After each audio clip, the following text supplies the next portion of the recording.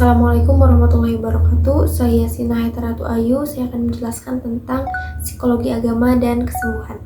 Kesehatan bukan hanya persoalan bagi bidang kedokteran saja, karena persoalan fisik akan selalu berkaitan dengan kehidupan yang lain.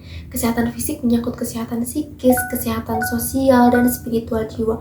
Menurut Cogek tahun 1997 mengumpulkan beberapa penelitian yang membuktikan bahwa orang yang mempunyai agama yang lebih kuat akan memiliki tekanan darah yang lebih rendah, sedikit mengalami stroke, tingkat kematian yang lebih rendah karena serangan jantung, dan dapat tahan hidup lebih lama secara umum, serta sedikit pelayanan medis.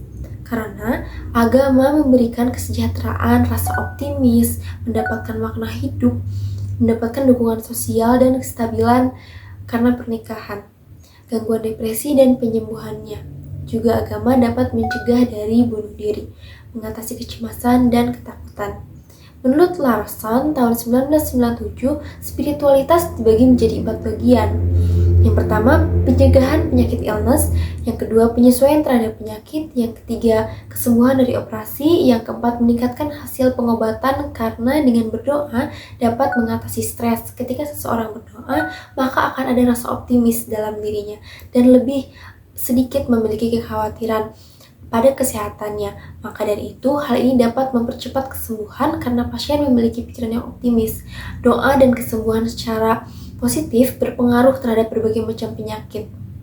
Karena ketika seseorang sedang mendalami doanya dengan doa yang diulang-ulang, ternyata akan membawa berbagai macam perubahan fisiologis, antara lain berkurangnya kecepatan detak jantung, menurunnya kecepatan nafas, menurunnya tekanan darah, melambatnya gelombang otak, dan pengurangan menyeluruh kecepatan metabolisme.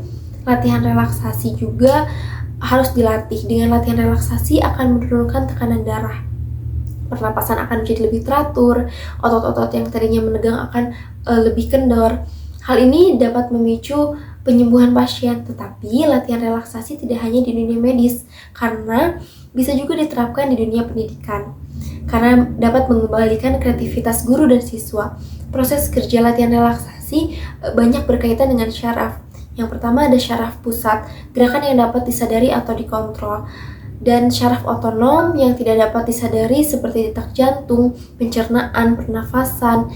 Ada 2 sistem syaraf otonom, yaitu syaraf simpatis memacu fungsi alat bekerja pada saat-saat tertentu, seperti jika menegang maka jantung akan berdegup lebih kencang, pernafasan tidak teratur, keringat dingin keluar.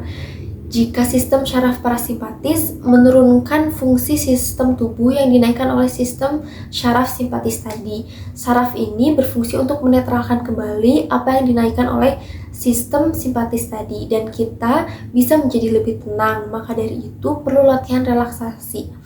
Metode latihan relaksasi yang bisa digunakan adalah bisa berbincang-bincang, bercanda, olahraga di ruang terbuka, dan aktivitas keagamaan dapat juga menjadi sarana relaksasi. Seperti jika seorang muslim bisa untuk mengambil wudhu, dan wudhu ini itu dapat menghilangkan ketegangan otot wajah.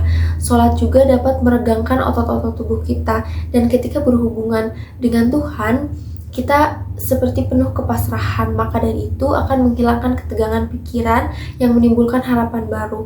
Pengaruh relaksasi ini juga dapat membantu seseorang menghindari stres yang berlebihan.